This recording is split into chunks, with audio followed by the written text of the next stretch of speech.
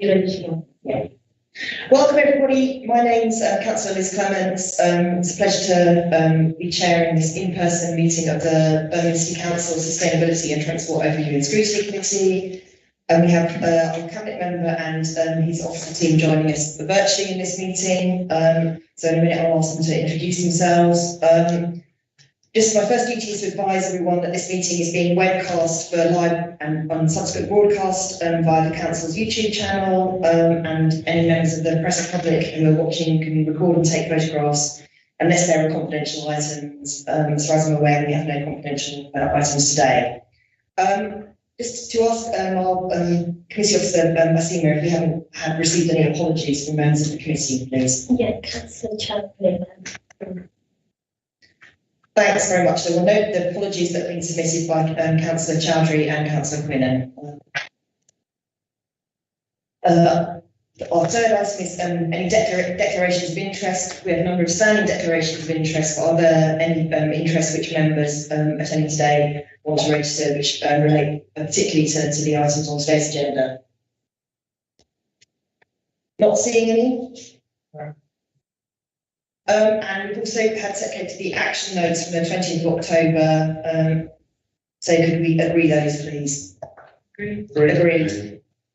Right, so the main item on today's agenda is our annual report from Councillor Wazim Zafar, who is Birmingham City Council's Cabinet Member for Transport and Environment. I'd like Wazim, if you could introduce the officer team that you've got with you, on joining in the meeting via team, so that we can all understand who's here with us today. Hi, good afternoon, Chair. Good afternoon, Committee. So I'm Councillor Wazim Zafar, Cabinet Member for Transport and Environment. I'm joined by Kevin Hicks, who's the Assistant Director for Highways, and Philip Edwards, who's the Assistant Director for Transport and Connectivity. Phil, you've got your hand up. Is there something? Yeah, sorry, Chair. This was just relating to the action notes of the previous meeting. So there's just an inaccuracy which refers to the Edgbaston Metro extension opening in December 23, and the correct position should be subject to resolution of traffic regulation order objections. The date is May 2022. Phil, thanks for picking up that correction, because yes, that would be bad news if that was allowed to stand. Yes, okay, so indeed, thanks. Thanks, Liz. I've also got Rose Horsfall, who's my Cabinet Support Officer, on the call as well. Okay. Do you want me to fire over the presentation?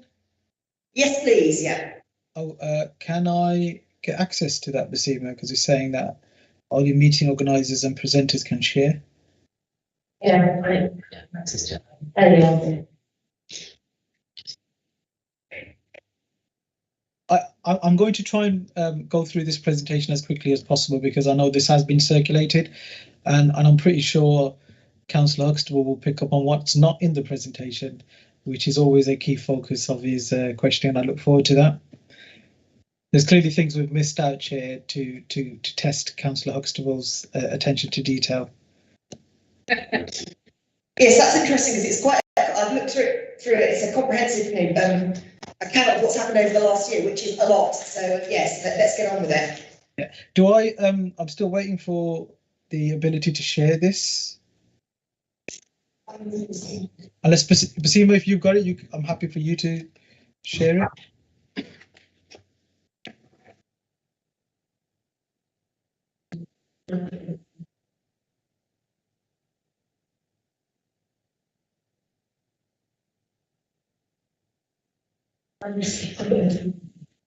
We're getting slowly listening, just bear with us a second, technical issues. No worries. I'm going to start because I'm conscious about time, and hopefully the slides will catch up whenever I obviously can share them. So as the Chair said, it's been a very, very busy 12 months. It's been really interesting. There's something always going on, but the highlights for us have been obviously the implementation of the Clean Air Zone in June 2021, which we always said was going to be a challenging policy, but an important policy. where we had the moral and legal obligation to ensure that we can get to legal levels in the shortest possible time as demanded by government and as morally the right thing to do.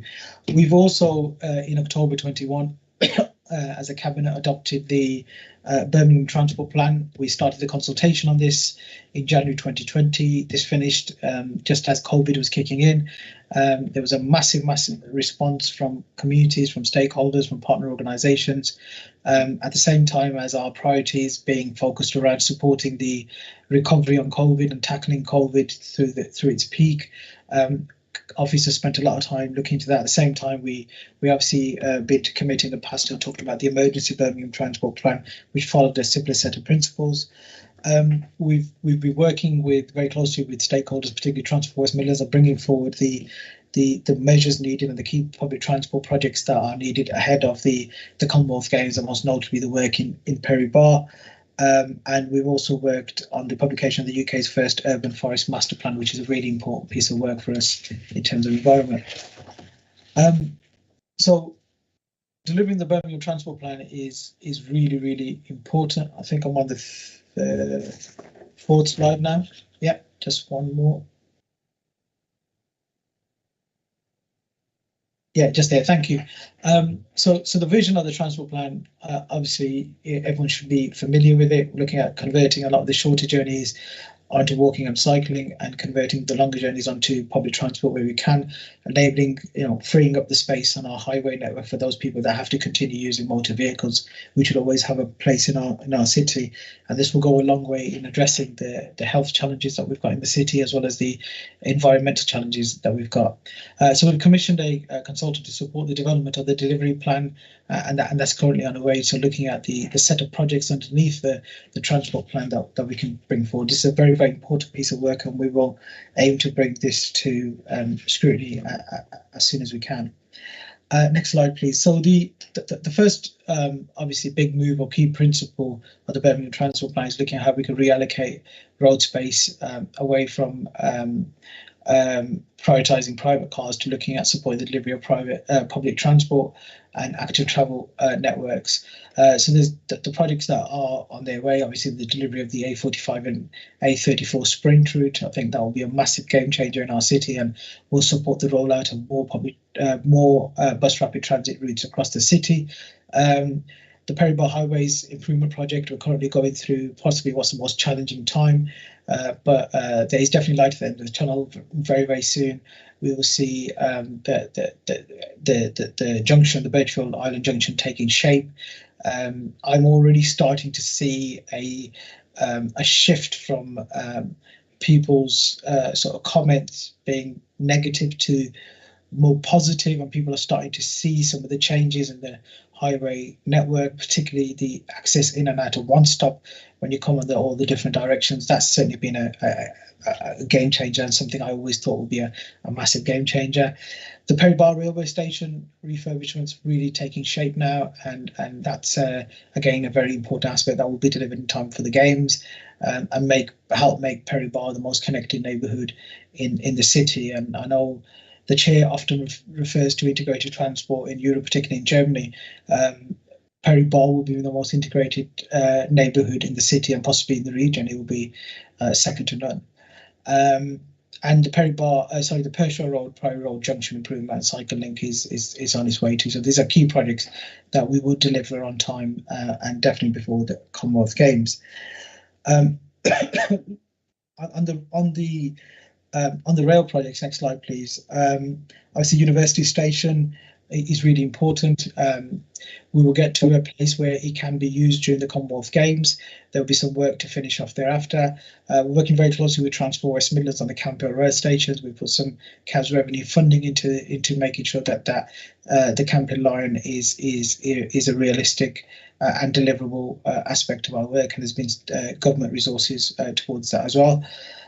Whilst the whole industry strategic plan for rail was published in December, there was a lot of positives in it, probably not as good as we'd have liked, but there was certainly a lot of good on that. The metros had some challenges in recent months, which are well publicised. The mayors had to do quite a bit of work in getting them back to where they should be. I was particularly disappointed because we knew that there was a challenge around safety and the cracks back in the summer. We're really disappointed that that wasn't dealt with in its entirety, and the situation became an issue again. In the last few days, obviously, there's enough trams back on the service to get it back up to the library again, the Library of Birmingham. We're hoping, we've had some really positive discussions this week with West Side Business Improvement District and other key stakeholders there, including Bridley Place, and we're hoping that we can get the issues ironed out in time for the West Side extension to be completed in the next few months, and definitely before the Commonwealth Games. There's work that's starting to take shape around the East Side extension and getting it to Digbeth. There were some challenges, and we're working very closely with the Midland Metro Alliance to ensure that we can deliver that project safely. And when the games do come along, people aren't coming to a building site, but they're coming to a neat place where work is due. Your work will recommence after the games, but it's not a building site at that particular time. Next slide, please. So we're really pleased that we received some levelling up funds for the Dudley Road Improvement Project. This is part of the Smethwick to West Birmingham master plan and regeneration framework, which Cabinet approved last week. I've had quite a bit to do with that piece of work wearing a number of different hats, including being a NED at the NHS Trust along that patch. So being able to deliver the Dudley Road Improvement Project will be a key aspect of unlocking other opportunities through that corridor and unlocking opportunities for hundreds of homes and thousands of jobs through that particular place. Cross-city bus developments continue to be developed. It'll be a massive game changer. We'll be able to connect and reconnect communities across the city on one bus route, connect major employment hubs and major services in our city. And I think it's a very important time, but we can only make it a success if we've got the right bus priority measures in there, which are really, really important. The Hagley Road Phase 1 sprint is also starting to take shape, and work will start to be programmed to commence post Commonwealth Games on that. I'm just conscious about time, so I'm just going to move on to the next slide, please. So transforming the city centre again has been really important. We've got a number of public realm projects. The Stow Hill public realm project is quite interesting and getting a lot of feedback. The South Side public realm project, the initial phase will be completed in time for the games, with the final scheme completed in spring 25. If you haven't been to Birmingham in a long time, and many people, when they do come and visit Birmingham, they're astonished with the change that we've had. And the biggest thing that they note is the more pedestrianised areas, the squares that we've got in our city centre, and how the environment has totally changed from being a very car-dominated city centre to more accessibility for public transport and better walking and cycling facilities in the city centre, which I think is really important. The delivery of the city centre segment scheme has commenced, and we've carried out extensive consultation and engagement with respect to that. Next slide, please. As I said earlier, launch of the clean air zone's been really important. 9 in 10 private cars are now that drive through the clean air zone are compliant, which is really, really good. There's been a massive shift from where we originally were. We do have some challenges around Hackney carriage and white vans, and we're bringing forward some extra measures to support those particular areas.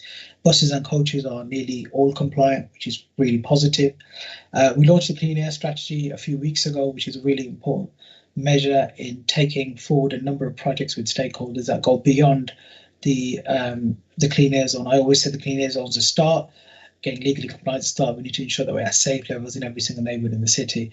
In the next couple of months, there'll be clean air monitoring stations in a school in every ward in the city, and there's a firm commitment that over the next 12 months, every single school in Birmingham will have a monitoring station, so parents, children and the school community can understand how their personal decisions on how they travel to and from school are impacting on air quality in that neighbourhood, on the air quality in that school, and how ultimately it's impacting on the children's lives and their health, which I think is a really, really important project. Next slide, please. So the use of clean air zone revenues had a lot of attention from colleagues across the chamber. We've obviously invested some money into pedestrianisation in the city centre and improving walking facilities. We've put some money towards it, excuse me, the hydrogen buses project. We've also put some money towards the Camp Hill line projects. There are some, and the university station upgrade too, which are obviously all in line with our legal requirements and our priorities as a council. We're looking to bring forward some measures in the 1st of March cabinet report, which look at how we can utilise some of that money for other important projects such as car-free school streets, clean air COPs, and other measures that make a difference to the lives of our communities, and ensuring that no neighbourhood and no person's left behind and everybody benefits from clean air right across the city. Next slide, please. So the low traffic neighbourhoods has been something that we've been piloting in a number of neighbourhoods across the city. There's a whole series of work taking place. It's not been easy, it's been quite challenging, in particular in Kings Heath and Moseley, and we're looking to see how we can bring forward some measures. Design work is underway to make some of those schemes permanent, using tranche 2 of the active trial fund resource that we've had through the combined authority that's come down from government. So we're looking at where we've got ETROs to make them more permanent, with TROs where we've got the support to do that. So there's a lot of work taking place in the next few weeks and months to ensure that we get to a better level, particularly in Moseley, in Kings Heath, in Lascelles, but also on the city centre segments work, which is related to the active trial work too. Next slide, please. I've always said there's no point putting infrastructure in and there's no accessibility for bikes. So the West Midlands Cycle Eye Scheme, the Mayor finally got this launched after a number of stop-starts, where we've launched across the West Midlands, and Birmingham's seen the benefit of this. So really welcome. We've also got some e-bikes in place now as well in a number of docking stations. The e-scooters trial was launched. E-scooters continue to be well used across the city. There are continue to be some challenges, particularly with private e-scooters. In recent months, I've met with a number of different providers, including Voi, who are the provider that we work with, to understand how they're addressing parking on pavements and riding on pavements, and how technology can be improved to tackle that. The e-cargo bike trial's gone down really well. A number of organisations, Westside Business Improvement District, a number of hospital trusts, universities and the council have all been utilising them. We were on the original rollout from the government for this pilot, and it's gone down remarkably well. So it's how we can bring forward the next phase of this. Next slide, please. Creating a safe environment in and around schools is a personal priority of mine. And we want to ensure that when children go to school, when they walk to school, they're in a safe environment, and that needs investment, that needs prioritising, and that's something that we will absolutely do moving forward. So we've introduced a number of car-free school streets. We've launched another 6 this week, or the 6 in the last few weeks. I think the publicity on the sort of article in the Birmingham Mail made it today. We've got 272 schools registered on mode shift. Really encourage members, and I've said this in the chamber, but I'll repeat it again here at Scrutiny. If we can get more members encouraging schools and their patches to sign up to that, that's kind of the starting point with schools, the support we provide with more shift stars, and then at the next phase look at giving them schools the resources to be able to create a safe environment around them. Some of this is around behavioural change, and some of this around putting in physical interventions to make this happen. A couple of weeks ago, I was invited by Jess Phillips MP to visit Readings Lane, where a number of schools are based at a location where unfortunately we had a tragedy. And seeing that 3-year-old young person, child, and understanding and hearing from the school teachers and the school community that the actual incident, really impacted on me emotionally. And I think moving forward, we need to do everything possible to make we need to make every single road in Birmingham safe. But if we were to make it a priority, I think the roads around schools absolutely must be the safest that we could do that. And we need to absolutely allocate resources to making that happen. It's not going to be easy, but where there's a will, there's a way. So we want to continue rolling out 20-mile-per-hour areas. across the city. We've created a £1 million local improvement budget fund to support small-scale highway measures. Announced 4 last week, one in Sheldon, one in Hall Green South, one in South Yardley, and one in Moseley Ward. From the nature, and 20 wards will benefit from vehicle activation signs across the city. So there's a lot of work that we're doing.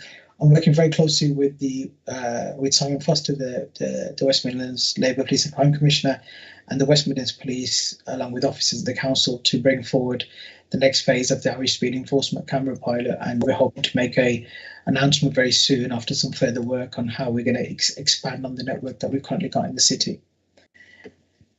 Next, I think colleagues are fully aware of where we stand with our policy around parking measures in the city. And we hope once we're through the continued challenges of COVID to revisit our policy around the workplace parking levy, because we had to halt that once the pandemic hit in. The last thing businesses wanted is to have conversations with us around parking charges and parking levies when they were fighting for their survival. And obviously we're working hard to expand on the controlled parking zones across the city too. Just conscious about time, and there's a few more slides to get through, so I'll ask to move on to the next one, please. Thanks, Vasima.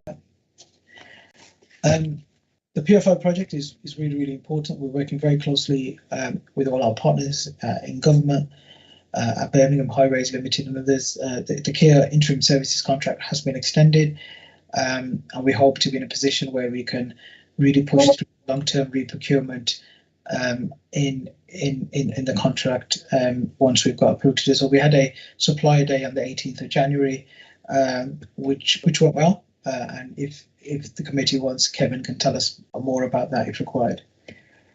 Next slide, please.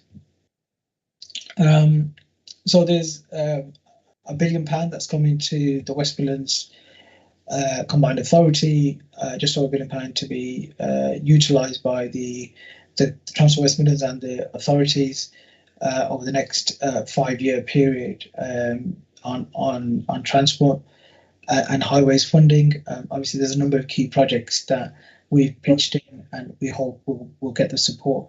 The policies of the government on how this is to be utilised are very complementary of the Birmingham Transport Plan and the policies of this Labour Council. So we really welcome that. We're in a really good place in how the government wants local authorities to be moving forward. In fact, I would say we're one of the local authorities who the government probably think are best placed to lead on some of this. I think some local authorities may be in a challenging positions because their policies are probably not as radical as ours around active travel and public transport reliability in particular.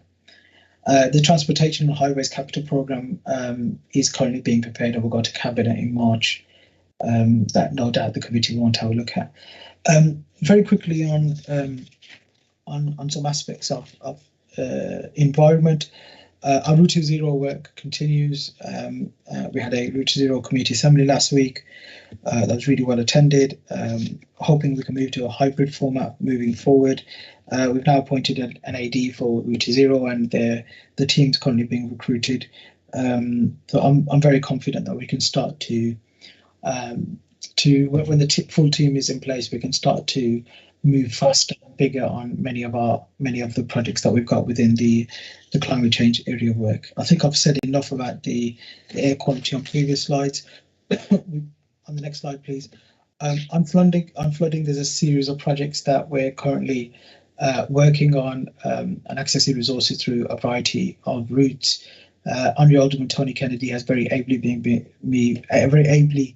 assisting me on this piece of work and representing me on the Trent Floods Committee and doing a lot of work. In fact, he led on a presentation more recently about the use of data and how that can assist in supporting the projects around flooding. So I would say there's probably not enough resources for us to undertake as much of the flood defence work that we need. So we're always asking and lobbying for more resources to come in to the local authority and other partners to deliver this piece of work. On the note of Honourable Alderman, I just want to also say a big thank you to Honourable Alderman Stuart Stacey for the work, for the support he's personally provided me as in the rail area of work. I know he's currently not too well, and I'm sure committee members will join me in sending best wishes to Stuart and hope he makes a full and speedy recovery. And the final slide is around trees and green and blue infrastructure. It's probably it's unfortunate that this is one of the last slides. In fact, I think it might be the last slide. This area of work is really important. The whole importance of the importance of green and blue space in the city has gone through the roof because of the pandemic. I'm seeing that in Lascelles. The green space in Lascelles, George's Park, award-winning George's Park now, has suddenly become the most important asset to our city, but we need to do a lot more. We launched a City of Nature Cabinet report recently. We're a tree city of the world, but we need to do a lot more in terms of planting trees, particularly in the neighbourhoods where we've got low tree canopy cover in our city. And when you look at the map, the nature justice map, and then you look at the health inequalities, and you look at the wards of maps of deprivation, there's a direct correlation in those wards. So we need to do everything possible, in particular in the most deprived neighbourhoods in the city, in inner city Birmingham and white working class neighbourhoods, to get more trees and more green spaces more prominent in those particular locations. Is there another slide? No. Okay. Chair, I've just rushed through that. I'm conscious about time, and I'm sure there'll be ample opportunity for questions now as well. Thank you. Thanks, Basima. Thanks very much, Councillor. Exactly. As you see, you've got through that very smoothly, very clearly. It's a very detailed presentation, very rich in detail, and as I say, it's a huge amount of work that's been done over the last year. I think we need to think about the circumstances in which a lot of this work has been done, and thank everybody who's been involved in implementing the major schemes and all the transport workers that have carried on working throughout the pandemic. So yes, thank you for getting through that so quickly, and I'd like to open up the floor for questions. I've got certainly a number of questions. Councillor Huxtable and Councillor Johnson-White. So I'm going to ask Councillor Johnson-White to go first. Thank you. Just a number of things, really, sort of observations as you were going through the report.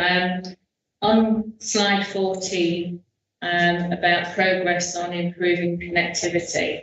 I'm sort of quite mindful, because it's happened to me, about everybody returning back to the office, back to their employment, etc., and commuting, particularly back into the city centre. And I think this is now going to be a test on our public services and whether they can cope with people now starting to commute back in, whether that's bus, train, tram, etc. When you mentioned the metro and the challenge that's going to be, I'm interested to know what the timeline is going to be for the metro. Forgetting, with all due respect, the Commonwealth Games, because after the Commonwealth Games has been and gone, we still have the citizens of Birmingham that want to commute in and out of work and in and out of the city. So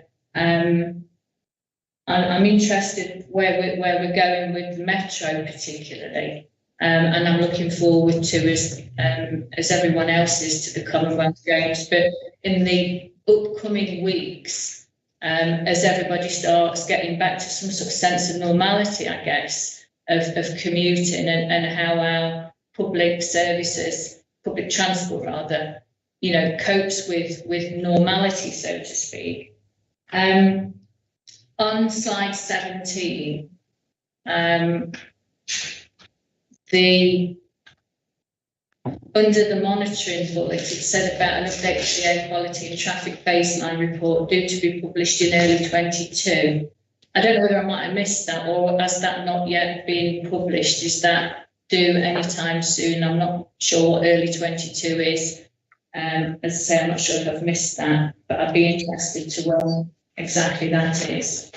The project about the schools, like yourself, councillor, I'm interested in the project because as all ward councillors, we've all got schools and we want to be able to feed back to our residents about what we're doing about air quality around schools. And it says on the slide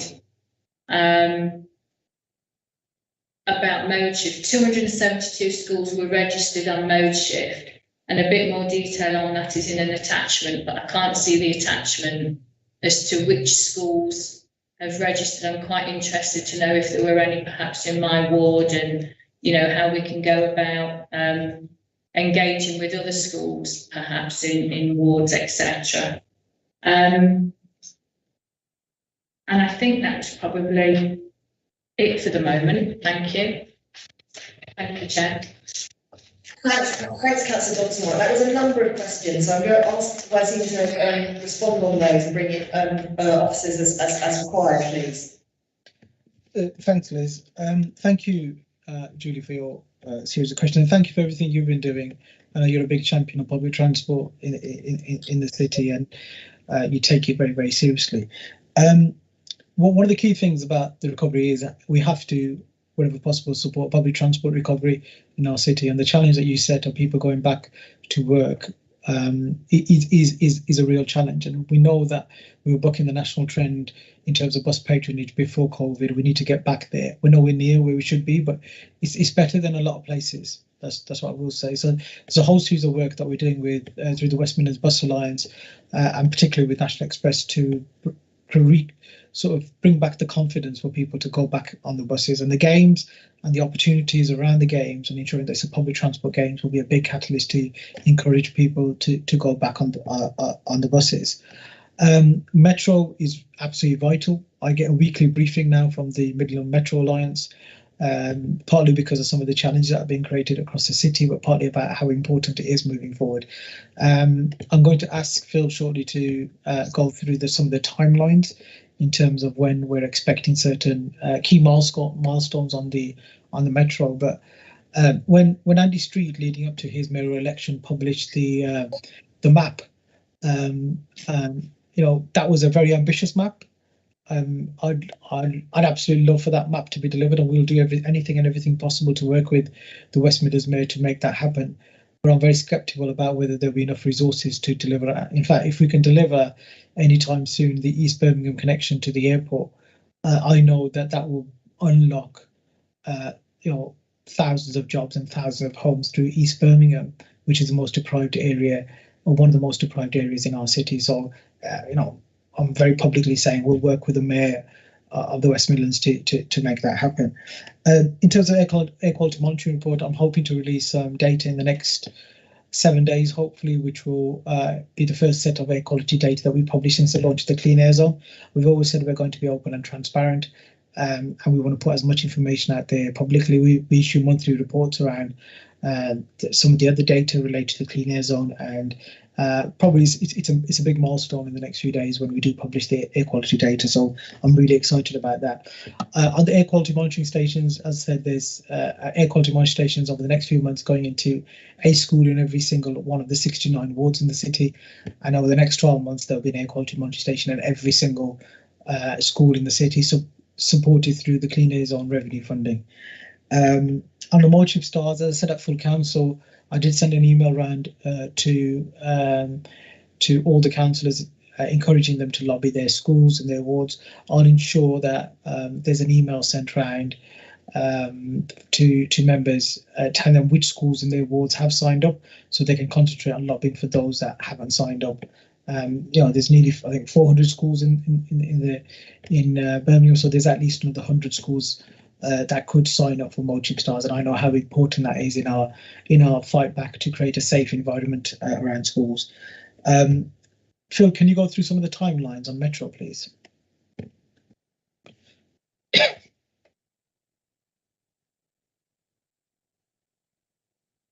Yeah, thank you, Cabinet Member. So I think we covered off probably my opening note just around the West Side extension. So the date there is around May this year. In terms of the Digbeth extension, as we've said during the presentation, the works at the moment are focused around Bull Street in the city centre, what we know as Section 1, and then also Section 5, which is the Digbeth High Street. Section 1, Metro Alliance are working to get those complete ahead of the Commonwealth Games, make sure that area is looking in the right kind of quality urban realm environment to welcome all our visitors. Digbeth will be stood down during the games, so the area will be tidied up. And the overall date as it presently stands to complete the scheme in full is 2024. But I'll just put the caveat on that. There's a key linkage with HS2 that runs underneath the station, which has been subject to detailed negotiations between TfWM, the Metro Alliance, DFT and HS2 about when those works can actually take place. So all in all, hopefully 2024 to get the east side extension open.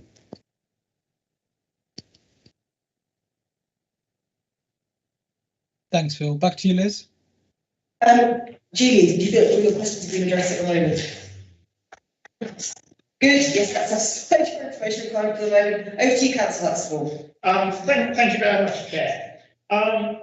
Just going through the report as written, and can I thank the Cabinet Member, as always, for this report and giving us sufficient time to actually read it, because that hasn't always been the case with your predecessors.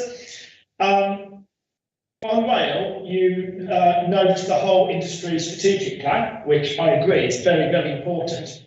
There doesn't appear to be any mention of the integrated rail plan and the part of the integrated rail plan specifically with reference to the Midlands Rail Hub. And I think that would have been a key addition to it, because the integrated rail plan, which was published late last year, did have, I think, some very good schemes for Birmingham in terms of improving connectivity, especially to the East Midlands, direct services to Derby, Nottingham, and putting Birmingham forefront of the centre of the high-speed 2 network, whether it's the northwestern leg going up to Manchester and beyond, whether it's the leg to the East Midlands as an initial step, or whether it's the southern leg down to London. And I think we can maximise the opportunities in the integrated rail plan. And what is specifically said about the Midlands Rail Hub is focus on Snow Hill Railway Station and Kings Norton Railway Stations.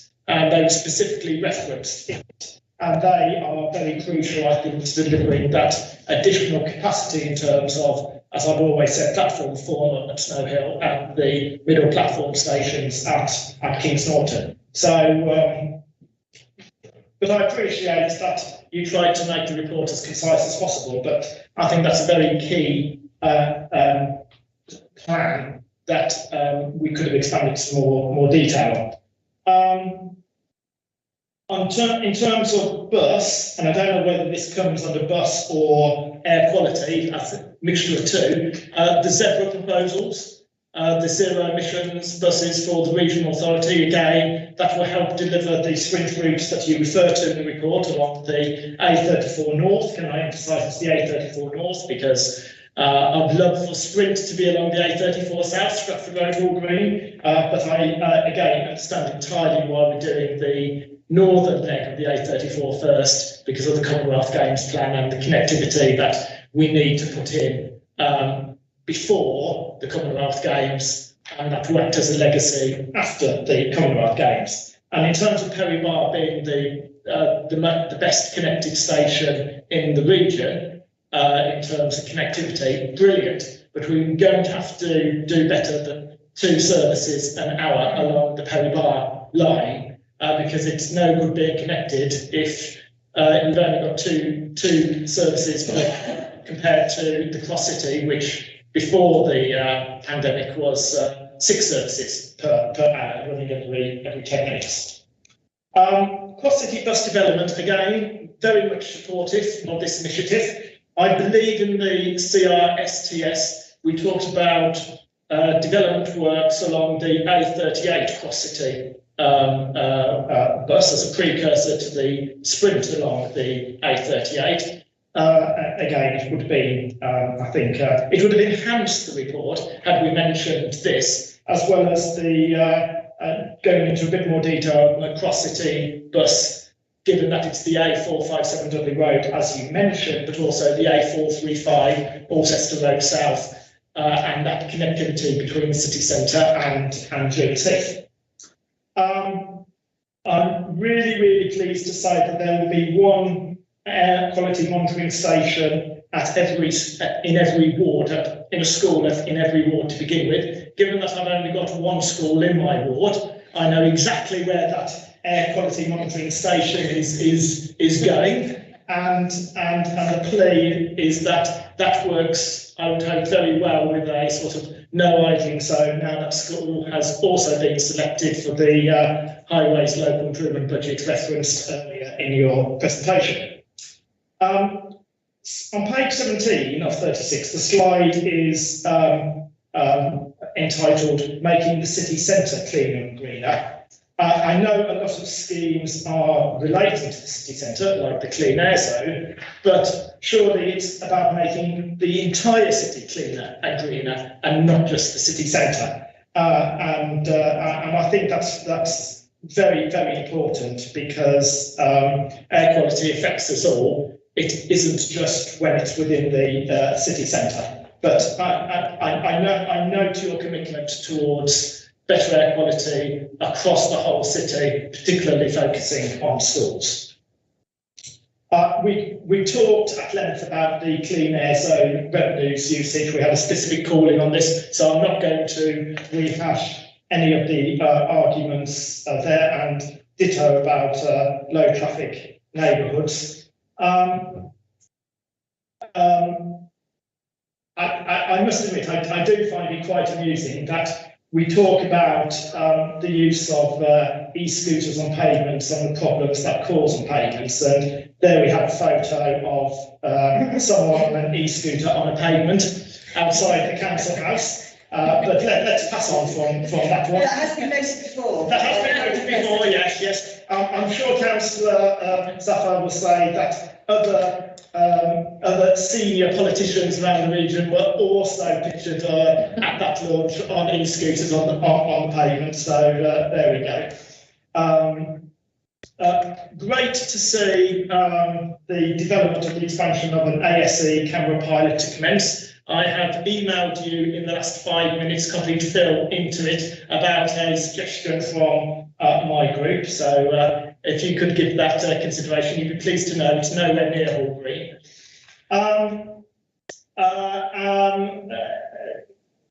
What else was I going to mention on the highways? Oh yes, on page 22 and 36, and this is for clarification, you talk about the expansion of the controlled parking zone. We have many controlled parking zones in Birmingham, some small, some large.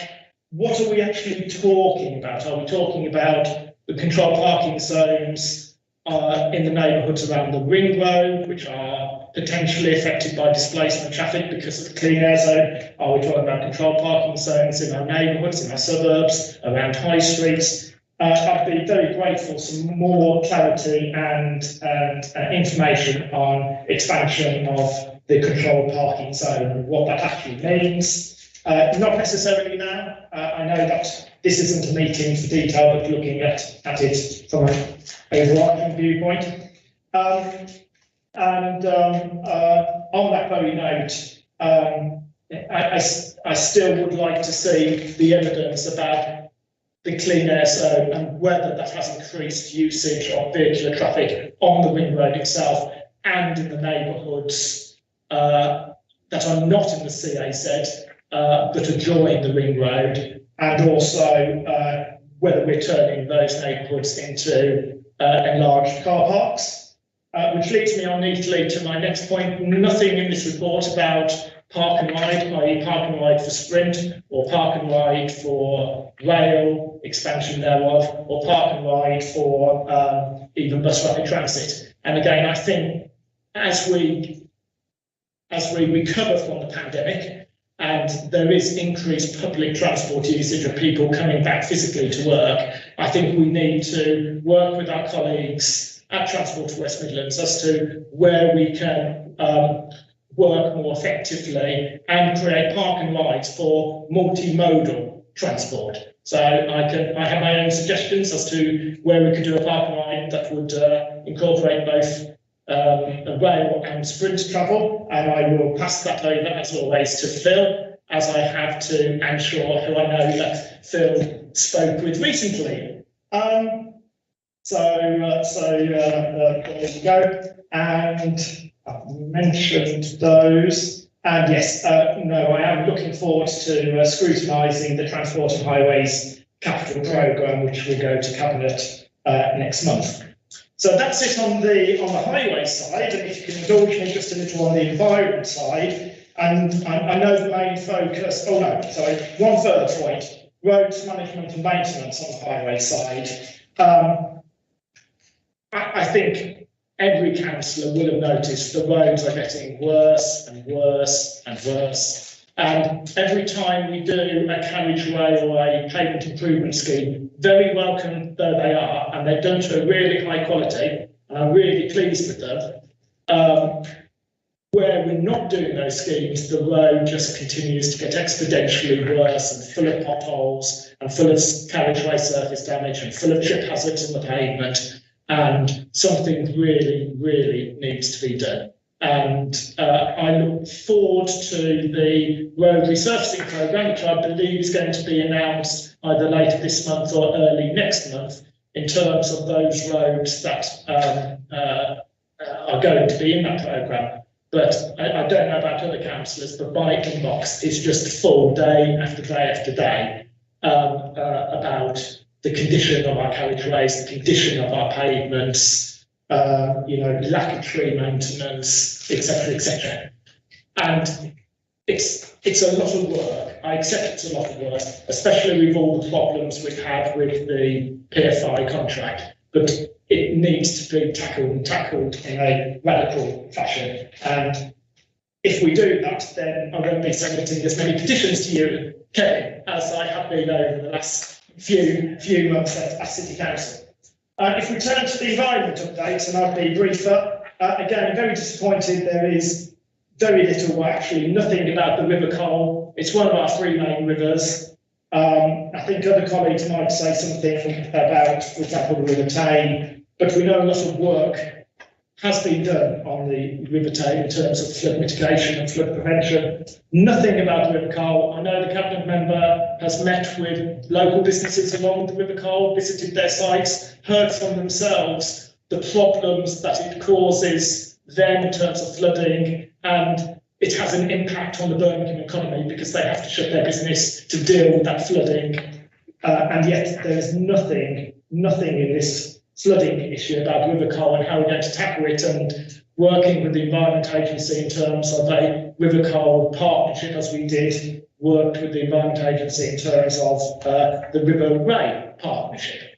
I look forward to hearing some more detail and good news about that, because we have flood action groups along the River Cole, and the Cole floods and continues to flood, and nothing dramatic seems to be done to mitigate it. And of course, like to very, very much welcome the trees, green, blue infrastructure, and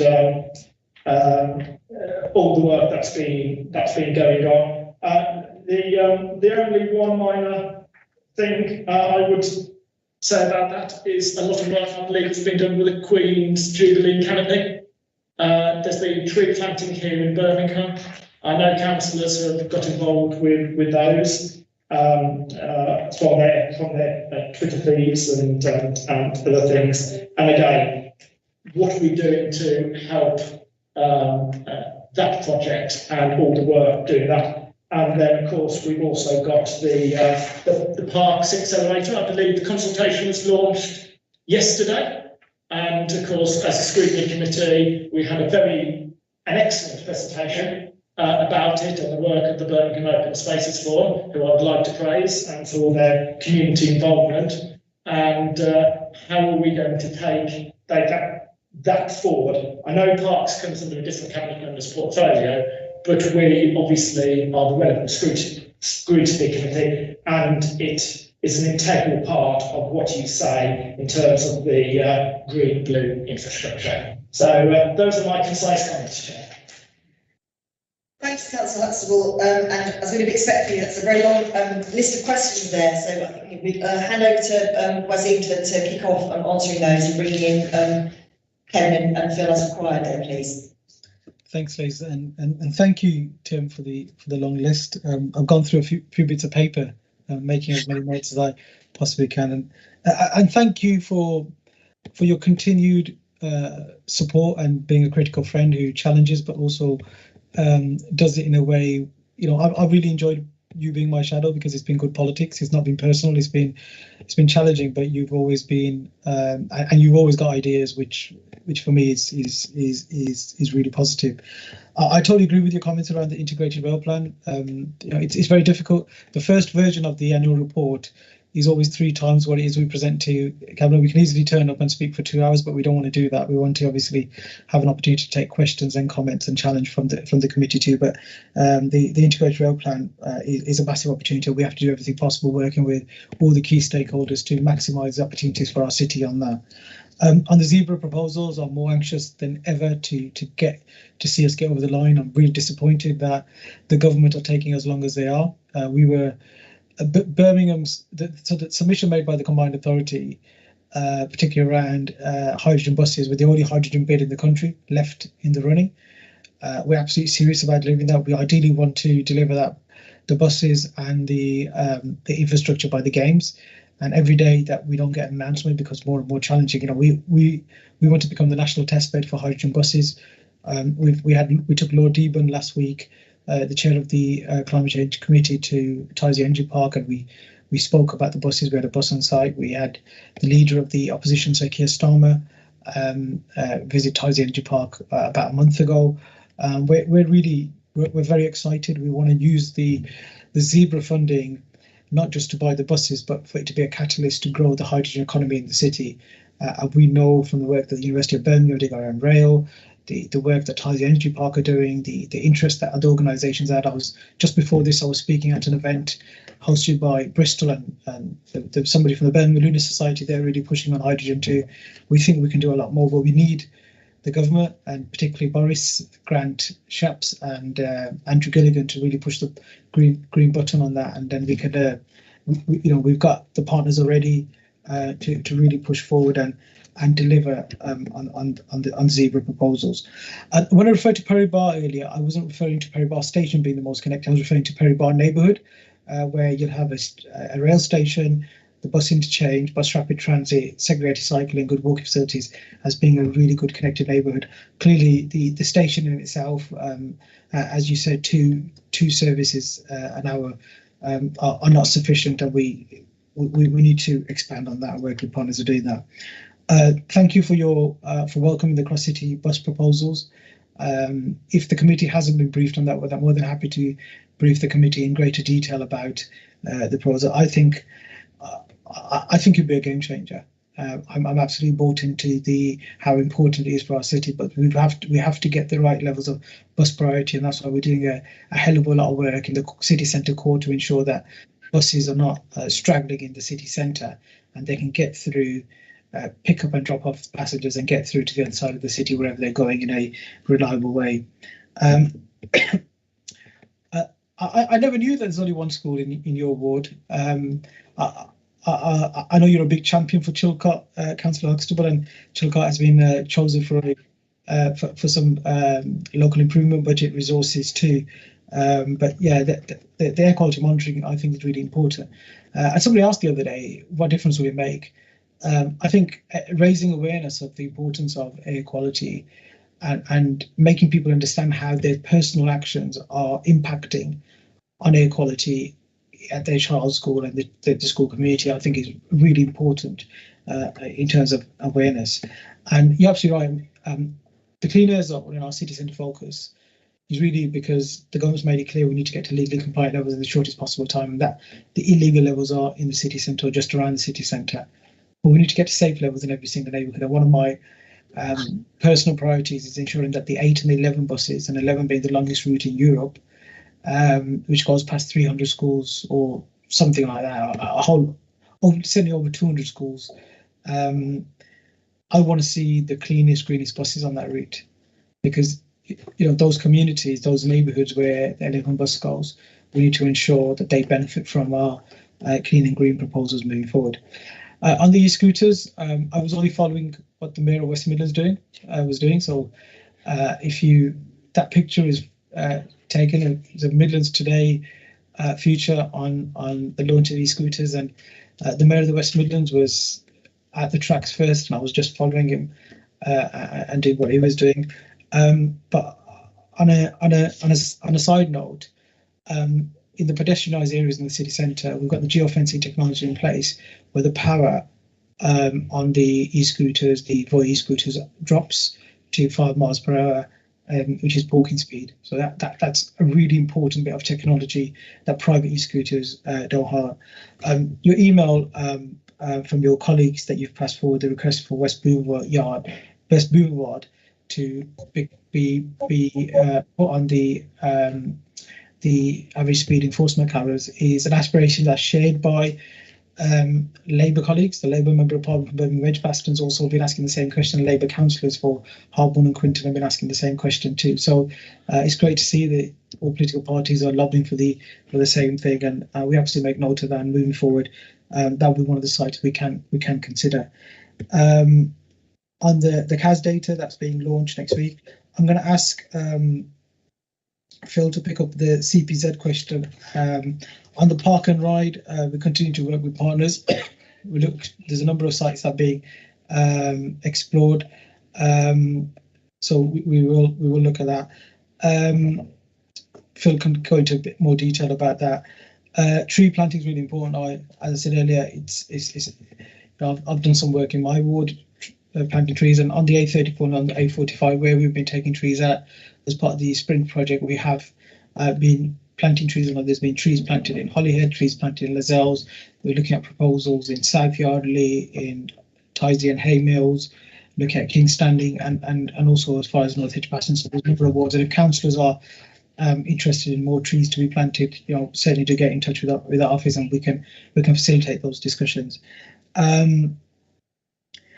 On the road maintenance, Kevin will go into this in greater details. I absolutely understand what you're saying, appreciate what you're saying. Your inbox is similar to mine's in terms of requests for challenges. We are putting a hell of a lot of resources into £100 million a year into maintaining and resurfacing of roads across the city, but we can't do all of them. And then there's a real issue around getting the staff and the contractors to deliver this piece of work at the same time as everything else that's happening in the city. And then if we already know there's major challenges across the city because of some of the work that's taking place pre-Commonwealth Games. And if you add in the mix, if you double the number of road resurfacing, you're going to get greater challenges there. So we've just got to do this in a way. But our commitment to continue resurfacing roads in Birmingham to the standard, and you made some positive comments about the standard, is clearly there. But securing a long-term partner is absolutely key to that as well. That there's no two ways about that. I'm going to ask Kevin to touch upon that, and also the River Code and the River Tame. So Phil, do you want to go first on the CPZ and Park and Ride, and then Kevin can pick up the road maintenance, River Code and River Tame, please. Okay, thank you. So just on the CPZs, there's a number of key larger schemes that we've got moving forward. So in terms of Councillor Huxtable's question, those are the CPZs in the Newtown area, the Cheapside area of the city centre, and also work around the substantive city centre control parking zone, where we can pick up some of the issues around potential displacement from the CAS, which we've been doing jointly through the CAS members working group. Obviously of particular interest to councillors Bohr and Hartley. But that notwithstanding that, there is also investment in measures outside of the city centre. So we still have the ward improvement budgets, we have 106 monies, etc. So there are schemes taking place elsewhere in the city. Park and Ride, I think Park and Ride is interesting. Discussions are ongoing with TfWM.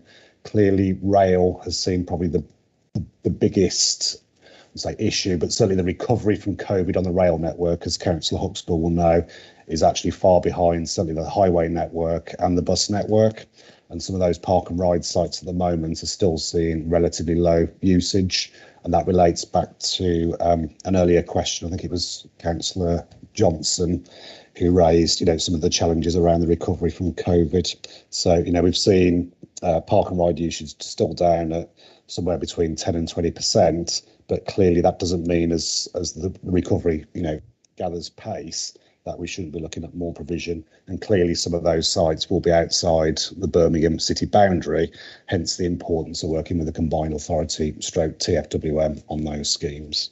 And if I could just add in, I know Councillor Huxtable was talking about cross-city bus and also crusts.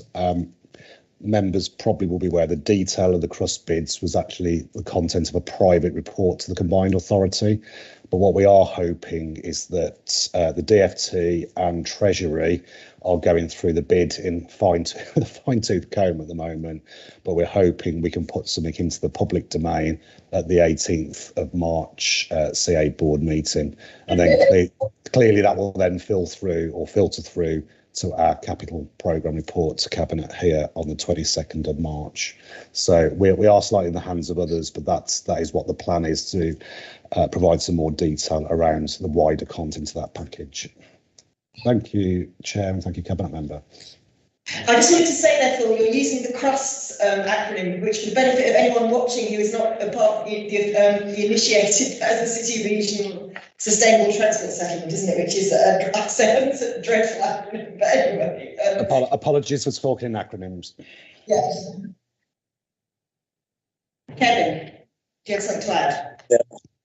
Yeah, thanks, Chair. Thanks, Phil. And thanks, Cabinet Member. I think just working backwards on the two issues for me, then on the flood risk management side of things, I think, as you say, Councillor Huxtable, an awful lot of A, work being done on the River Cole, and B, as we know from flooding of some of the properties, historic flooding, some of the properties and businesses in that area is a key area that we're looking to resolve. It is one that requires, again, because it's fluvial river type flooding, it is one that requires that interagency work between ourselves and the EA in particular, but also Severn Trent as well.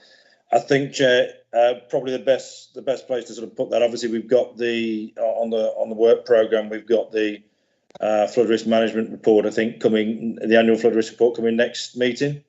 Yes. So I will ensure Hannah Hogan will be presenting that along with Alderman Kennedy. I will ensure that there's a detailed piece in there around what work is being done, has been done, and is being planned for the River Cole, if that's helpful. And then I think just on the PFI and so generally on highways management and maintenance, we'd love to put more money into the roads, and I think the Cabinet members just sort of highlighted one or two constraints that we've got on that.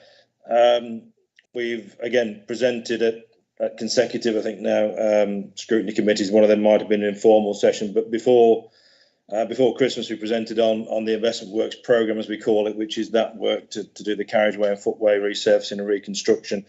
And so I think, again, we've highlighted, over the 3 years since Amy exited the contract, we've got a total of £130 million going into the capital investment in our road surfaces and footway surfaces, which is an unprecedented amount. So 50 million went in last year.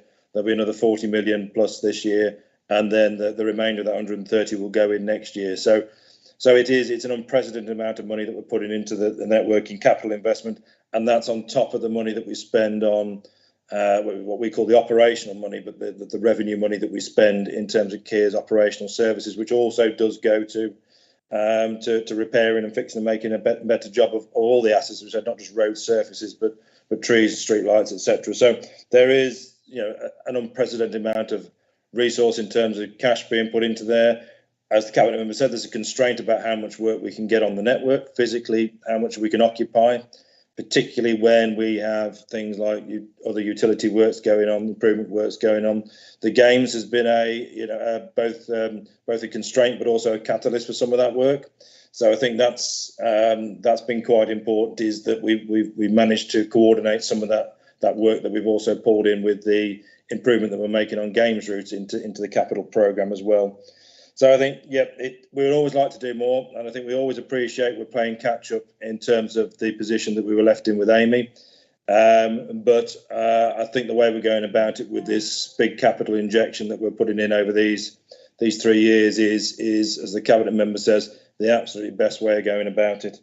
And I think just touching on the long-term partnership finding a long-term partner, as Councillor Zafar said there, I think just the positives again on that, a couple of recent updates since we last came to scrutiny last month.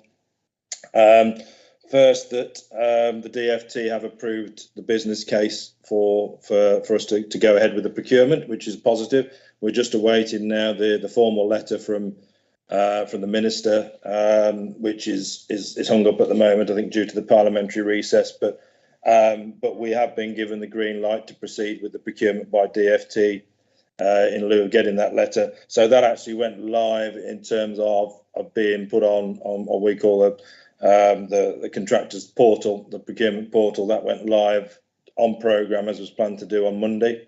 We have already seen interest from again, as we would expect from the supply chain, in accessing the documents that we'll be uploading over the next few days to that portal, so they can start taking a view on their potential for bidding for the work, and that's the first step in finding that long-term partner, following on from the suppliers day that the cabinet member mentioned, which again was extremely well received by the industry generally. So positive steps on that, and I think Councillor Huxtable, yes, we will keep members informed of what that programme is going to have for next year, for the coming 12 months in terms of, again, carriageway and footway schemes. Excellent, thanks very much, Kevin. Okay, if I can then ask a few questions, been very interesting listening to the answers to the colleagues' questions so far. I really want to just reflect on that. Really, the introducing the clean air zone has been quite momentous this year, hasn't it? I think that you deserve a lot of congratulations, Councillor Zafar, for holding the line on that and pushing through with the implementation despite all the challenges. And I think that the point when we get the report that you've referred to is really crucial, isn't it? Because it will be a test of whether actually the clean air zone is working in terms of reducing the emissions and meeting the thresholds in legislation, so and how we're looking at how we reduce those exceedances. So just looking forward to the future, since the Clean Air Zone has been implemented, we've had the Environment Act, and the government said that it will be setting new targets in October for air pollution. So what impact will that have on the Clean Air Zone? Because in the past we talked about having an ambition to get down to World Health Organization targets for air quality, and the World Health Organization has itself announced new lower thresholds. So how is that going to impact on our Clean Air Zone? So that's the first set of questions.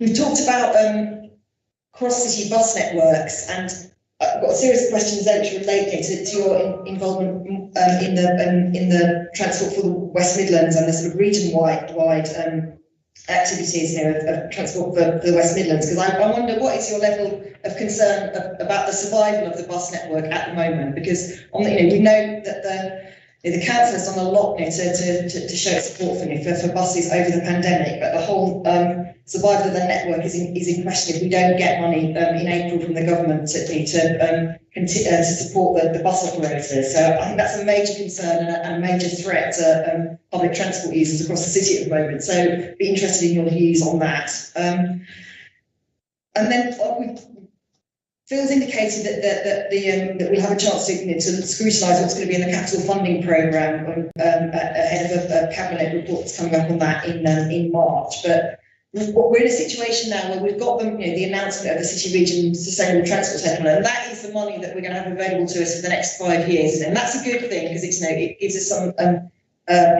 predictable funding. But if you look at documents like that, like our own transport plan, also the emerging local transport plan for the West Midlands region, I doubt that the level of capital funding that we've got is enough to meet the ambitions that we've got for decarbonisation. We need massive investment in public transport and massive support to enable people to make the shift from driving around in private cars to either using public transport or cycling or walking in safety. So from from that point of view, how quickly are we going to make progress on schemes like the workplace transport levy? Because that would be another potential source, of funding for some of those changes that we need to make. So, what's the level of our ambition there? And then the final set of questions that I've got is around road safety and safety around schools. And thanks very much for what you put into this presentation about that whole theme, because we had delegated to us from the last, I think it was the January council meeting, a twice yearly update on measures taken around schools. And I think Tim's talked about the amount of correspondence that we get from residents about road maintenance or where we need to have road repairs. But for me, I get almost as many complaints now about idling vehicles outside schools, traffic and dangerous driving behaviour outside schools. So I really welcome what's being done on car-free school streets. But in the absence of action by government, for example, on pavement parking and idling outside schools, is there anything else that we can do as a council to promote better behaviours by drivers outside school, and particularly parents, particularly on the idling side? So that's a whole list of questions from me as well. So over to you, Wazim. Thanks, Liz. Thank you for your question, and thank you for the support that you've given us over the years. The CAS report next week is going to be really important. It's something I'm really looking forward to, and it is without doubt the most important initial report for the Clean Air Zone. Yes, we've seen behavioural change. We know 9 out of 10 private cars that go through the Clean Air Zone area at the moment are compliant. But that report in terms of the air quality data will be really important. We're monitoring the WHO targets and their shift. We're monitoring what the government is doing. We're looking forward to the more conversations with DEFRA and JACU. Sorry, DEFRA is obviously the Department for Food, Agriculture. What's the R stand for? Environment and and JACU is obviously the Joint Air Quality Unit based in Whitehall. We will do the right thing. We've done the right thing before with the Clean Air Zone. We had a legal and moral obligation, as I said earlier. We will continue to do the right thing, and we will ensure that we get to safe levels of air quality in every single neighbourhood in the city. Clean Air Zone's a start. We will continue to work the strategy. The Clean Air strategy clearly highlights the importance of taking this forward. But public transport is absolutely vital to this. There's no two ways about it. We've always advocated for a request for a London-style transport system, particularly around the powers and the resources that London have. If we can have anywhere near that, we will tackle a lot of the problems around air quality. We'll tackle a lot of the problems around the environmental challenges around climate crisis too. The bus network, the role of the bus network is vital. I spend a lot of time working with partners on the West Midlands Bus Alliance. I speak to National Express regularly. In fact, their international board were in Birmingham, but most of it was a hybrid setup. I managed to spend a lot of time with them, telling them what our city's vision is for buses and how important they are.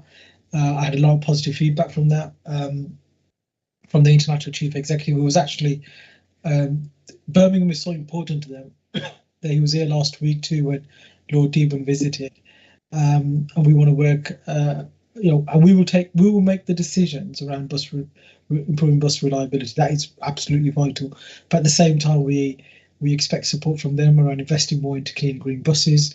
We expect more support from our bus operators in terms of fares, and to be fair to National Express, they've responded well to that. And there's some other challenges I've set them, but we need the support of the government and to ensure that there's enough support for the bus industry to continue to grow after the challenges of the pandemic. The Commonwealth Games are really important in rebuilding the confidence of people in Birmingham and those visiting us to use public transport and to use our buses. And we think that could be the sort of the catalyst point to get more people back onto our buses. Schools, it's communities. If you talk to any community in Birmingham, you talk to any elected member in Birmingham, they'll all say that we all need to do a lot more to make it safe around schools. We need to tackle idling. We need to create there needs to be some physical interventions as well as behavioural changes, as I said earlier. And the way to do this is for resources, to allocate resources. There's no other way around it. Schools are really struggling for resources. We know the cuts that they've had. And that's why I'm really keen that we use some of the Clean Air Zone revenue funding to tackle some of those issues around schools and really prioritise creating a safe environment, safe in terms of road traffic, safe in terms of road safety, safe in terms of air quality for our children. You know, if there's anything we need to do in one of the youngest cities in Europe, who prides on that, who prides on the fact that our young people are our future, is to ensure that our children are growing up advantaged and not disadvantaged, and our children are growing up in a safe environment.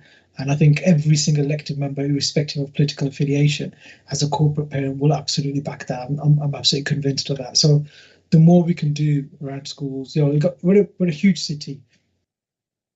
We know there's road safety challenges right across this city. And with limited resources, you need to prioritise. And for me, the priority has to be around schools. Has to be around schools.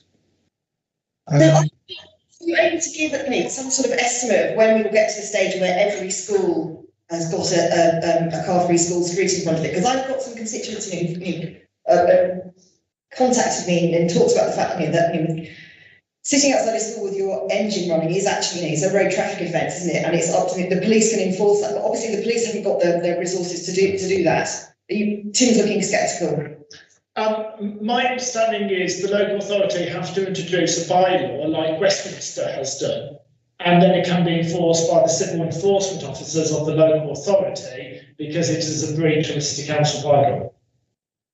So Kevin will respond to the point that Tim's made, but just before you do, so we're going to hopefully allocate some resources to support schools and roll out more school streets. But not every school can have a school street. So if you're on an A or a B road, you can't have a school street. However, there are other out-of-the-box interventions that school can have. Maybe they can have their fair share of investment to do some work around behavioural change or some work with young people. So what we want to do is ensure that moving forward, that we try and provide resources to as many schools as possible in Birmingham to tackle the issues that exist in almost every school in Birmingham. So it's about allocating resources and putting this as one of the key priorities moving forward. Kevin? Yeah, I suppose just to comment back on the point that Councillor Clemens and Councillor Huxley were making there, just on the practical and operational sides of enforcement of idling. So I think, it's a conversation that's already being had between myself as one of the relevant ADs here and Paul Lancaster as the other who covers environmental health.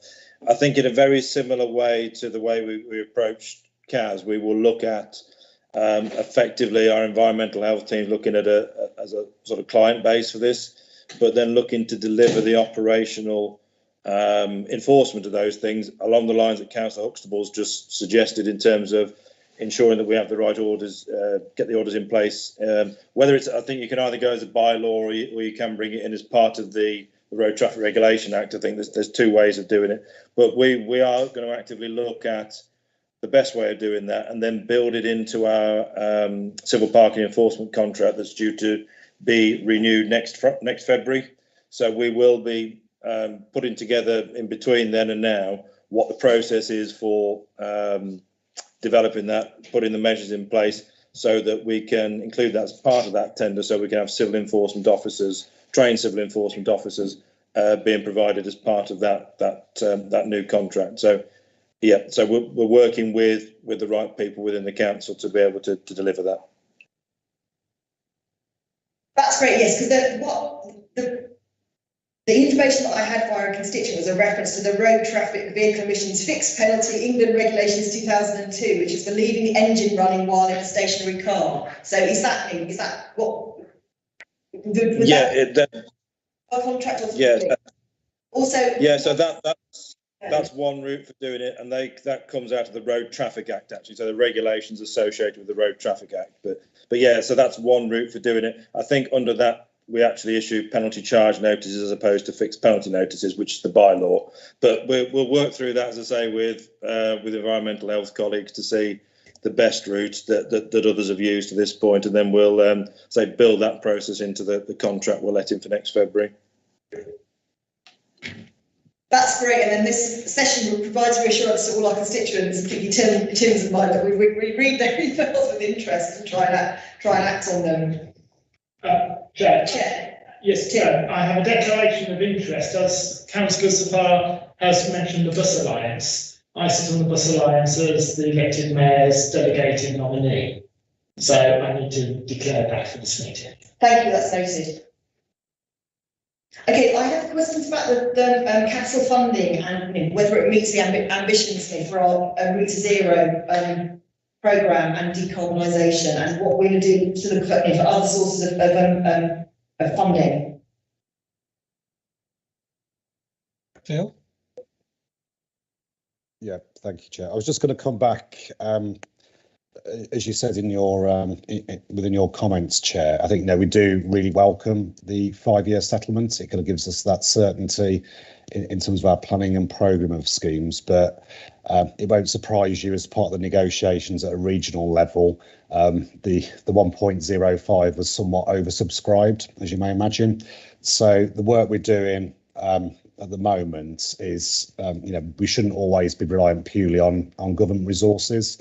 So, there's various other funding streams which I'm thinking about at the moment related to the enterprise zone. We invest our bus lane enforcement net surplus. Cabinet members just mentioned the CAS net surpluses. You touched upon, the potential for a workplace parking levy, Section 106, opportunities with developers through Section 278 agreements. We've got the Levelling Up Fund, community infrastructure levy. So I know it's quite a large list, but we're going to do some quite significant work of how we actually supplement the central government grants with monies that we can either bid for or we can generate ourselves. And the team, it's been mentioned a couple of times, are developing the delivery plan, which will set out, far beyond what's in the sustainable transport settlement, the infrastructure interventions we want to do over a considerable period of time.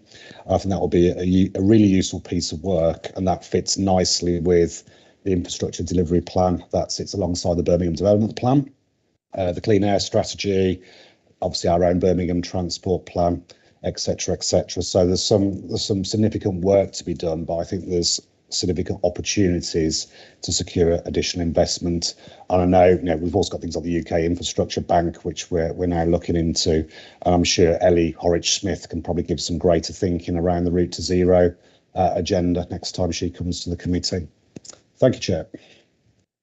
Thanks, Phil. It's very reassuring to hear that, because again, through the work I'm doing on the Combined Authorities Transport Scrutiny Subcommittee, we've been looking at the LTP, the Emerging Local Transport Plan, and in that there's some sort of mind-blowing statistics in that. For example, to meet our decarbonisation ambitions, we would need to encourage a 700% increase in cycling across the region. So while I welcome the fact that there's money coming via the Sustainable City Settlement for the extension to the A38 cycle route and the A45, and we need to really be moving towards a much bigger network of safe cycling infrastructure across the city, because otherwise I'm afraid that people who started to cycle during the pandemic when the roads were quiet, so will just be simply scared off cycling as we move forward, as things get back to something approaching normality. So I think that's a really key priority. And the final question that I'd like to ask, just while we've got the cabinet member and officers here, during the mayoral campaign, there were a number of campaign groups lobbying the candidates about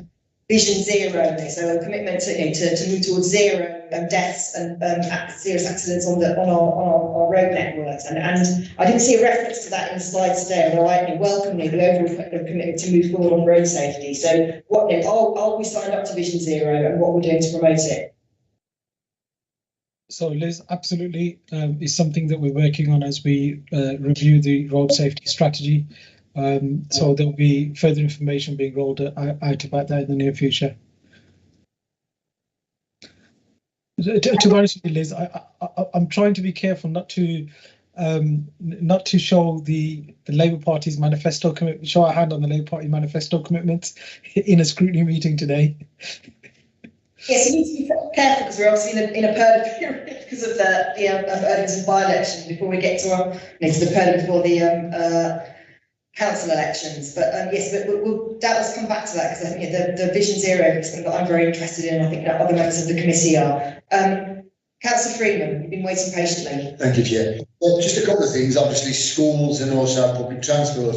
I noticed throughout the city with the bus stops, I've got yellow lines with the yellow box with bus stop on it and others haven't. And people take advantage of this. And there's no signage next to it to say, please do not park on these signs for buses. Because certain schools, we've got hard shoulders out of them and the parents pack 4 or 5 cars on these hard shoulders and we're trying to get as far as to the nearest to the bus stop as we can with people with either disabilities or pushchairs. And of course, when they're parked there, we'd have to lower the bus, but sometimes some buses are not low enough for the chairs to go out. So can we have a dedicated team to get these bus services, as you would like to see throughout the city, across the city and that, with dedicated officers so they can go out on the routes where we are getting problems with people parking near or on bus stops, is obviously to prosecute them or give them some sort of fine. Outside the schools, my second question is, I had to use my funding for cushions in one road and also timelines in between the school drop-offs and pickups. I'm wondering now if we can have into a fund where single councillors areas, because we had to use our own funding, can't obviously issue bollards or any other markings throughout because I had to use 2 years funding. If we could have funding where we've already got the 20-mile-an-hour zones and putting cushions or time markings to stop these people rushing and parking outside schools. Thank you, Chair. Thanks, Chair, and thanks, Eddie, for your questions. In terms of parking, if you want to drop us a note, we can get and I know that you're not just a councillor, but we're working as you do on the buses. You're our eyes and ears on what's happening on the road. And it's very, you're always very kindly raising issues with me in corridors when we're passing, and that's really helpful to have a local elected member who's got such a diverse set of skills. If you want to drop us a note on any particular areas, we will ensure that we step up the enforcement around there and prioritise those particular locations with the parking enforcement team. In terms of having a new dedicated team, I think it's a bit of a struggle. We actually the agency that we work with in terms of the civil enforcement officers are at the moment struggling to get enough people employed in this area of work. So enhancing on that might be a bit of a struggle. In terms of the extra resources, so we want to bring forward, as I've said throughout this presentation, more resources for local communities, and part of that is ensuring that local councillors have the ability to make positive change that their communities are demanding. Now, I'm somebody who's, during austerity, we've become too centralised as an organisation and as a city. That's how we can decentralise and devolve more resources and more devolution of power down to communities. That's something that I'm passionate about, but you can't do that without the right level of resources. At the moment, councillors, the only resource they get is the minor transport funds, which, as you say, Eddie, I'm in a single member ward and you're in a single member ward, £10,000, a couple of bollards or a few speed humps, and that's spent. And sometimes, as you've done, you've got to put 2 years' money to do one piece of work. So I think moving forward, if we can use some of the CAS revenue resources to devolve that down to local communities through local councillors to bring about that change, particularly around schools, I think is important. So watch this space, that's what I'll say. Thanks, Councillor Zafran. I think that's it's a good thing for us all to reflect on, because I worry a lot of the time that we have got into an austerity mindset, and the fact that the scarcity of resources that we've had over the last 12 years has in some way hampered into the level of ambition, or looking at the scope of things that we can do locally. So looking forward and making sure that we've got the resources that match the ambitions that we need to have, particularly in view of the climate emergency, is a big priority for all of us. And that's why I'm going to continue asking about progress and things like the workplace parking levy, because if you look at what has been achieved in Nottingham through implementing that scheme, it's very significant. Obviously, there's other factors in Nottingham, like a municipal bus company, but I digress. I can see that Councillor Huxley wants to come back in. Thank you very much. And I've said this before, that in the initial draft of the Clean Air Zone proposals and how revenue funding would be allocated, there was a clear proposal, a clear aspiration that funds would be allocated to wards from that Clean Air Zone revenue. I think a figure was quoted, I can't remember the exact figure, but that was a clear aspiration. And then, as we saw in the first allocations of the CAZ, that aspiration, we were told, could not be fulfilled. So I welcome if we're going back to the original aspiration that Clean Air Zone revenues will actually be devolved down to wards. But just to say, and officers will remember this as well, is that there was local improvement budget funding both in the financial year 10-11 and the financial year 11-12, and that was used for numerous capital schemes, both in relation to the highways and to the environment. So it has been done before and has been done in times of austerity. If we're dating that back since 2010, I would possibly date it back even further, but it certainly has been done before, and it's very welcome from a ward councillor perspective for the reasons already outlined. And just one thing that I picked up in the Cabinet Member's response, and that's about the number 11.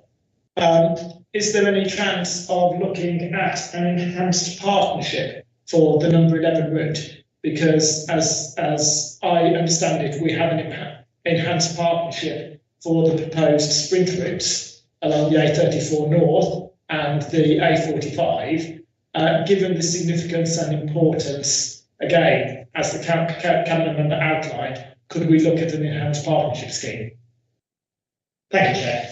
Chair, just going to come in there. I mean, you're talking about the number 11 route. Also, we've got the insertion route at the number 8, and that passes quite a few schools as well. So that needs to look onto, obviously, newer, more modern, friendly buses. Thank you, Chair. Councillor Zaffer, quick response on both those questions then, please. Yeah, so I think the bus thing at the end. Tim, I'll look into the enhanced partnership options and whether that we can explore that as a viable option. And totally agree with what Eddie said. Go and look at the 8 and the 11. Both those routes are absolutely vital, and the cleaner, the greener buses on them, the better the service on them, the better it is for us. In terms of devolution of resources, it was in our original plan to devolve down CAS revenue funding to local communities through local councillors. When the project stalled because of COVID, and we weren't quite sure of the revenue implications of the delay, we decided to deprioritise some of that. Getting resources to every single neighbourhood in this city through CAS revenue funding is a priority for us, and particularly around the projects I've talked about. So that's still on the cards and will happen very soon. Thanks very much. Are there any final questions? Because I'm just aware that we've now got 25 to 4, so we may have exhausted our capacity to ask questions. So thanks very much, Councillor Zaffer. Thanks, Phil. Thanks, Kevin. That was a very exhaustive presentation of the huge amount of work that's been done in the last year. So congratulations to everybody who's been involved in all your staff teams, Phil and Kevin. And I'm particularly appreciative of the work that's gone on active travel, because that again has been done under very difficult circumstances, and I think that has actually been transformational. So I look forward to seeing more of that in the year to come. So thank you very much, and yes, we can release you now for the rest of your afternoon. But thank you very much. Liz, thank you so much. Thank you to the committee. And just in conclusion, I want to pay tribute to Kevin, Phil, Ellie, and their respective teams who work incredibly hard, and the stakeholders in the city. We've had some of the most challenging times in this city. and across the country, and people have kept this city running. You know, without the bus drivers getting people from A to B, getting the nurses and the doctors to the hospital and the patients, you know, we will never be able to deliver the NHS we've got today, and everything else that they've done. It's been a joint effort, and I just want to pay tribute to everybody that's contributed to that. So thank you. Now, I've got one comment, is that I wasn't aware that Honourable Alderman Stacey was ill. He is one of my constituents, so I would like to join the cabinet member in wishing him a very speedy recovery. Yeah, the whole committee sends its best wishes for convalescence and recovery to Stuart. Yes, we wish him well. And I endorse your praise for transport workers who have literally kept the city moving and functioning during this public health crisis. So yes, very well deserved praise there. Okay then, we'll just move on to the last few items on the agenda. Dates and time of the next meeting, just remind me when our next meeting is. 16th of March, where we will be talking about the annual flood, I can't remember what it's called, flood risk report. Yes, and we'll also be coming back to the West Midlands Local Transport Plan, the emerging LTP, which I think is a very exciting document. I was also hoping that we'll be posting Adam Trencher, as well as the officers that are working on the plan. Adam is the newly appointed walking and cycling commissioner, appointed by Mayor Andy Street to champion walking and cycling, which again is a great development. And then work programme has been circulated, which is really the last meeting of the year, really, and the one that we'll possibly be having in May. For those of us that get really like we're not going to be here after May. So if there's any comments on the work programme, I'll take those now. I can see that Councillor Huxtable is indicating. Well, we were informed earlier about that, about the clean air zone baseline data and everything. Yeah. That is due to be published shortly. That would seem to work neatly with the next meeting, given that, as you pointed out, if we don't do it at the next meeting, we won't have an opportunity to discuss it until the 18th of May at the earliest. So I would ask for consideration for that to be included on the agenda. No, I think that's a really good idea. Accommodate it, and I'm also thinking about the capital, the report that Phil referred to extensively on the capital programme, because I'm particularly interested in that as well. But obviously, we need to look at how much we can actually fit in on that meeting. Yeah. Cabinet day before, council the day before. The 15th, yeah, cabinet's the 22nd. Okay, we'll look into the timings and the practicalities and keep you informed, but we can certainly, in the CAS report, I mean, the fundamental question is it working in terms of reducing air pollution? Is that we're waiting for that report to answer that question? Tim? Well, no, my comment would be is that although, as has just been pointed out, the Transport and Highways Capital Programme is due to go to happen on the 22nd of March, the papers for that would already be public on the 16th of March, which is when we meet. So although Cabinet won't have made a decision, we will know what Cabinet are actually proposing and will be coming to the following week. And as they're in the public domain, there is no legal reason, as I understand it, why we can't discuss those, given that they are in the public domain.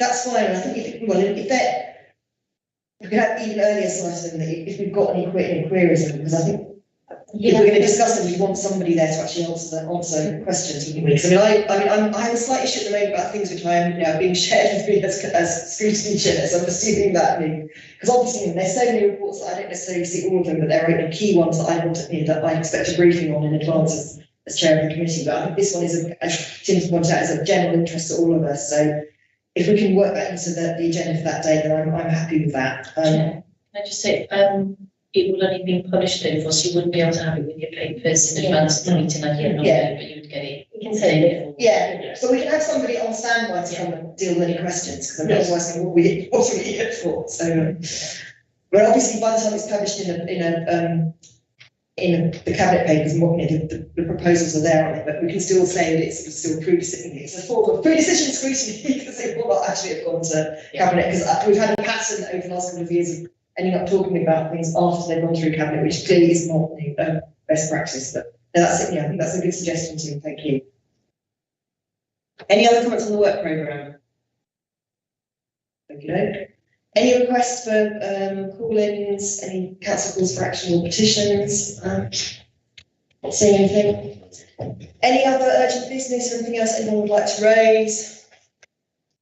No. And can you grant me authority to act between meetings if anything comes up in concert with the chief officers? Agreed. Thanks so much, colleagues. That was a very good discussion. And, It was so.